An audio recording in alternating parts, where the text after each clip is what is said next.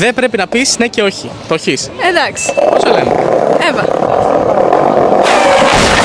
Κάτσε ρε φίλε, μέσα στη μέση του δρόμου είσαι δεν Τι έγινε ρε φε, τι έγινε? Τίποτα, τι να γίνει, εσύ είσαι μέσα στη μέση του δρόμου. Έχεις ένα λεπτό να μπεις μέσα να κάνεις ένα outfit. Όποιος σου πει 10 στα 10, κερδίζεις 50 ευρώ. Το έχεις. Μέσα. Ο χρόνος σου ξεκινά από τώρα.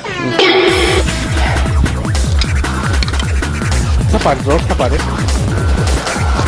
Ξέρω ακριβώς τι θα πάρω φίλε, στο περίπου. Φήμα. Κάτσα, δεν σε προλαβαίνω.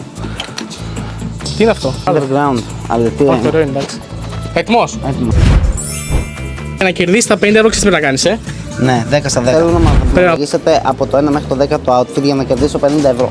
Το παντελόνι μας αρέσει, είναι Ναι. ιδιαίτερο. Το από πίσω. Α, μ' αρέσει, είναι και κόκκινο με το καπέλο. Θα έβαζα ένα 7 στα 10. Εσύ? Εγώ θα έβαζα 8 στα 10. Τσακαλιά. Πόσο βάζετε? 6,5. 6,5. Εντάξει. Ω, μπρο, δύσκολος. Όχι, εγώ θα το βάζα λίγο παραπάνω. Μου αρέσει γενικά όλο το outfit. Λόγω του παντελονιού που αυτό είναι πολύ ιδιαίτερο, το βάζα ένα 7,8 στα 10. Λόγω παντελονιού όλο το άλλο μου αρέσει. Μ' αρέσει όλο. Παιδιά, πρέπει να βαθμολογήσετε αυτό το outfit. Πόσο βάζετε? Εγώ βάζω 10 στα 10 ξεκάθαρα. Εύκολα συμφωνώ. 10 στα 10? Άντε, γεια, μπράβο, πήρα. μπρο! Το Το πήρες, το 50. πήρες το 50, μπράβο. Κέρδισες τα 50 ευρώ με την αξία σου και βαθμολόγησαν 10 στα 10. Πραγματικά υπέροχο outfit και περιμένουμε στα σχόλια να μας πείτε πόσο βαθμολογείτε εσείς.